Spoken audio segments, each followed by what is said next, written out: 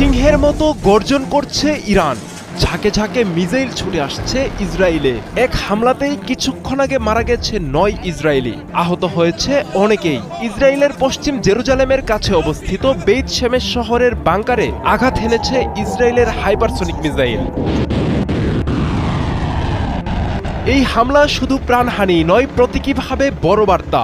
Israel দীর্ঘদিন ধরে আকাশ প্রতিরক্ষা ব্যবস্থার শক্তির কথা বলে আসছে, কিন্তু সাম্প্রতিক হামলাগুলো দেখাচ্ছে ইরান তাদের ক্ষেপণাস্ত্র সক্ষমতা দিয়ে তছনছ করে দিচ্ছে ইসরায়েলের ভূখণ্ড। বিশ্লেষকরা বলছেন এটি কেবলই সামরিক প্রতিশোধ নয়, এটি কৌশলগত সংকেত। লিলি আল্ট্রাসফট সিরাম জেল, যা গভীর থেকে স্কিনে দেয় 3 গুণ সিরাম হাইড্রেশন। সিরাম জেল হাইড্রেশনে ব্রাইট থাকো সব সিজনে। ইরানে হামলার জবাব সীমাবদ্ধ থাকবে না, ইসরায়েলের ভৌগোলিক গভীরতাকেও লক্ষ্যবস্তু করা হবে। ইসরায়েলের নিরাপত্তা নীতির কেন্দ্রে ছিল ডিটারেন্স বা প্রতিরোধ ক্ষমতা, কিন্তু ইরান ইসরায়েলের ভূখণ্ডে ধ্বংসযজ্ঞ চালিয়ে ভেঙে দিয়েছে সেই প্রতিরোধ তত্ত্ব।